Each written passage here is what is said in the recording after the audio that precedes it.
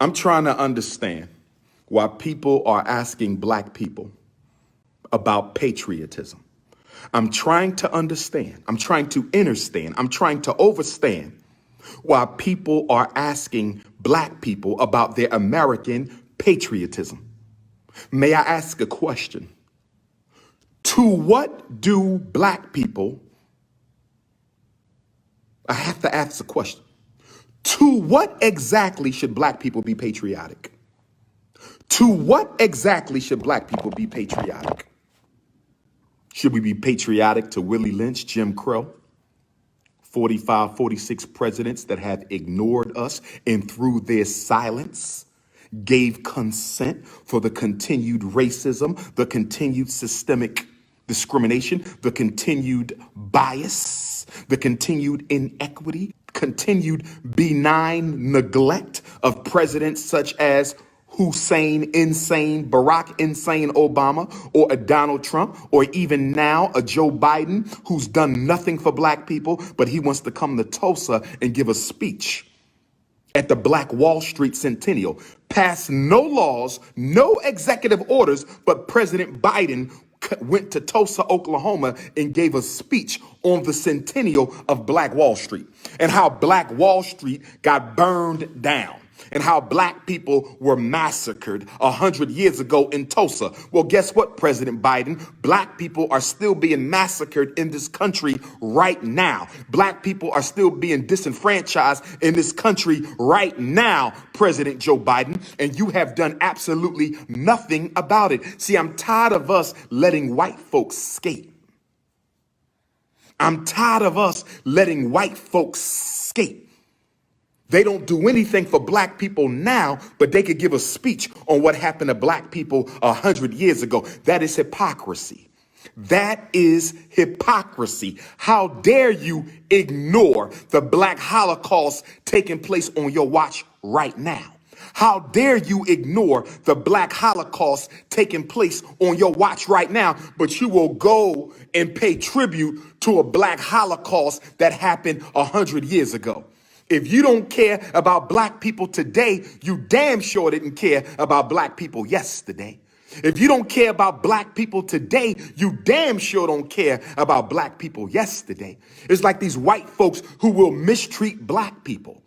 You understand? And practice racism against black people and stand by why police kill black people, but you want to talk about how wrong slavery was. You want to talk about how wrong Jim Crow was. You want to talk about how wrong segregation was. How in the hell can you care about my ancestors and not care about me? Somebody explain that to the prince. How in the hell can you not care about my ancestors, but you don't care about me? That's hypocrisy. And I'm tired of black people letting white folks come into our community and mock us directly in our faces. Tulsa, Oklahoma, you don't let Joe Biden come there and give no speech on the centennial of Black Wall Street when we catching hell right now and he's doing nothing about it. But this is what black people do. We let the oppressor come amongst us during our most sacred ceremonies. We will let the oppressor come amongst us during our most sacred ceremonies and mock us to our faces. This is what we do. This is what we do. This is what we do. We think it's normal. We think it's normal to celebrate Juneteenth one day and then 2 weeks later celebrate the 4th of July. I mean, look at this now. The same Negropeans who were celebrating Juneteenth 2 weeks ago with barbecue, watermelon, and fried chicken are going to celebrate July 4th. Now, for people who don't understand why that's a contradiction, okay, because that's how politically uneducated our people are.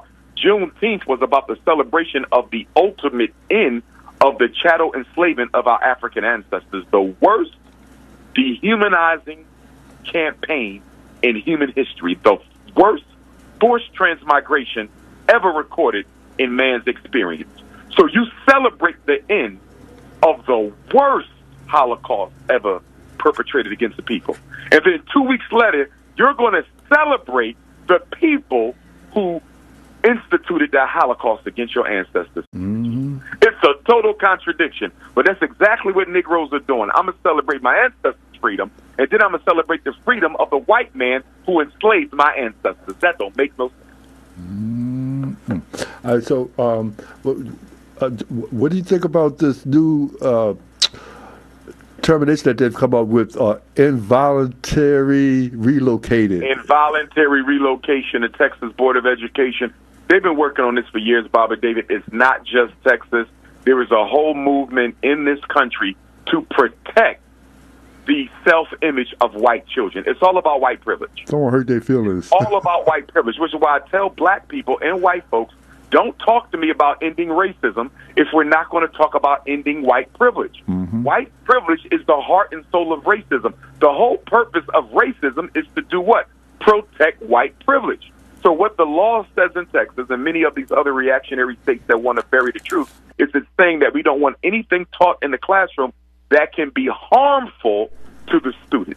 Why are you teaching Christopher Columbus? Why are you telling black folks about some of the worst things that have been done to them by white folks if you're trying to protect the so-called emotions of children? They don't want white kids to know what their ancestors did that gave birth to this country. So in the front, right in front of our faces, Bobby, right in front of our faces, you have at least half of the state legislatures in this country want to whitewash the history of this country.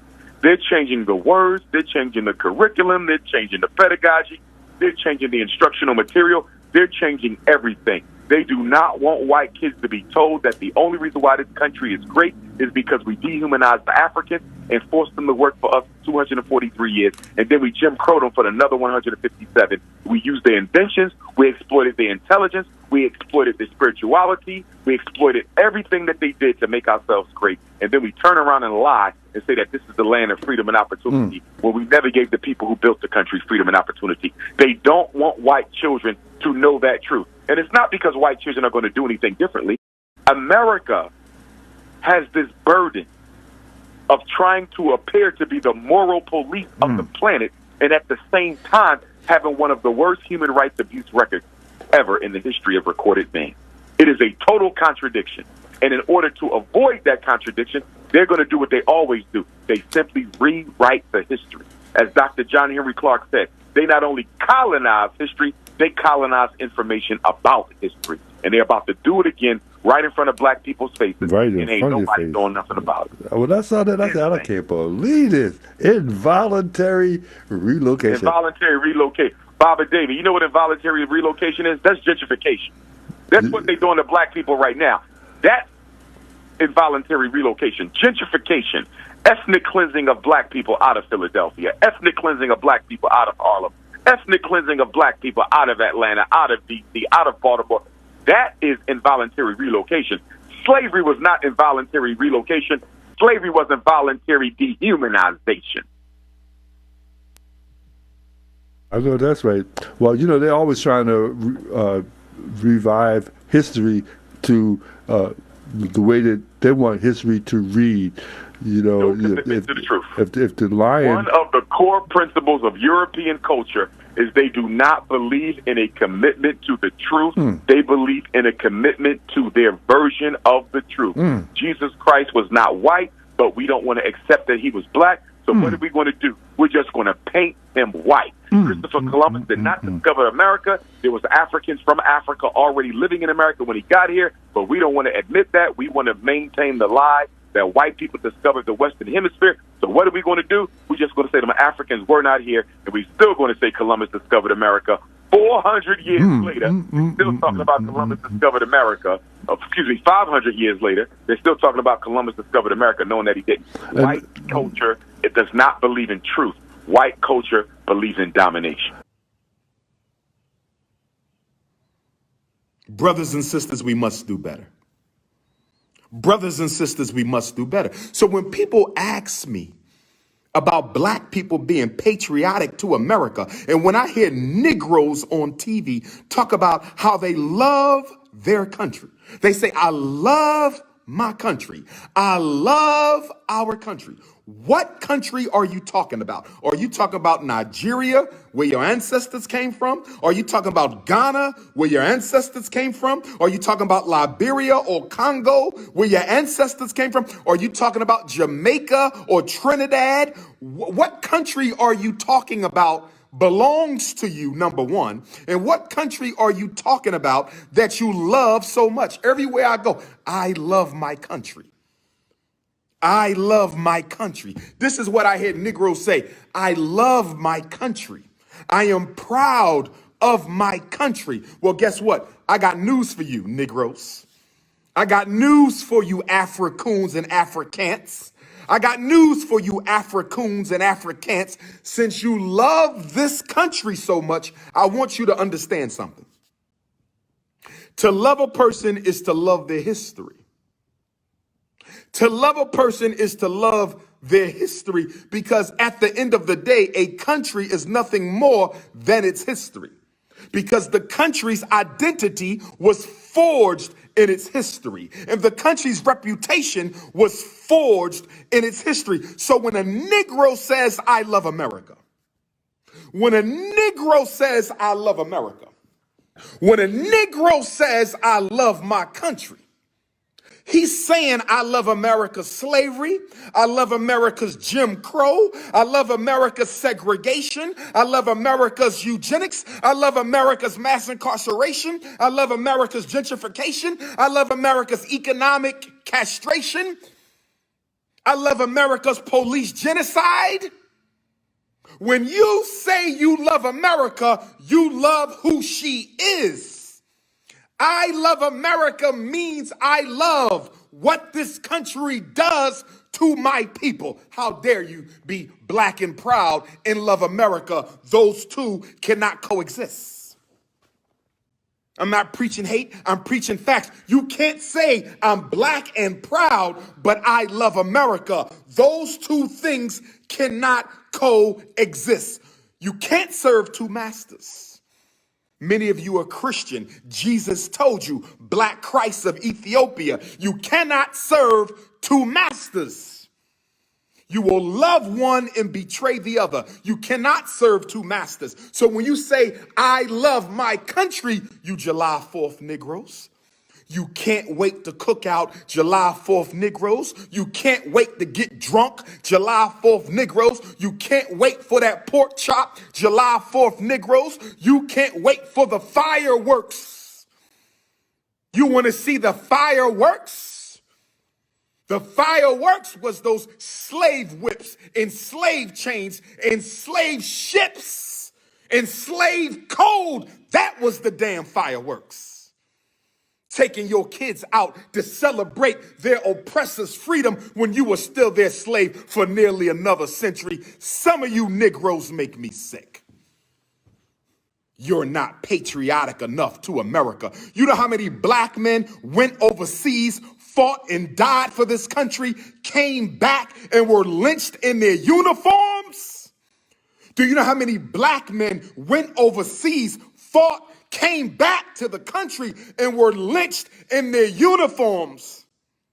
One of the reasons for the red hot summer of 1919 and the red hot summer of 1967, one of the biggest reasons for the red hot summer of 1919 and the red hot summer of 1967 was the fact that black veterans came back to America after serving in foreign theaters of war, came back after giving their life or risking their life or limb, came back to receive segregation soon when they got back home.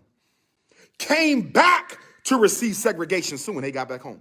Many of them lynched in the uniform that they nearly died for overseas.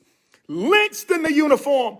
And you want to tell me you're proud to be an American. What exactly are you proud of? The slave master or the slave whip? What are you proud of? The slave ship or the slave law? What are you proud of? The racism or the segregation? What are you proud of? The bias or the inequity?